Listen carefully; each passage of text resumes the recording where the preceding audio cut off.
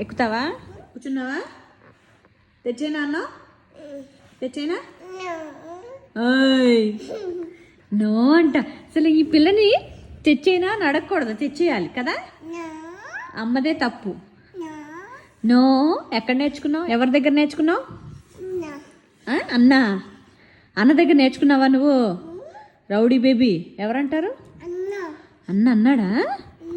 దెబ్బేద్దామా అన్నని? దెబ్బేద్దామా అన్నని? దెబ్బ ఎక్కడ వేయాలి? ఎక్కడ వేయాలి? అక్కడ వేయాలా? తిరుగు దెబ్బేద్దాం. తిరిగావా? ఏనా దెబ్బ? ఏ చేచా.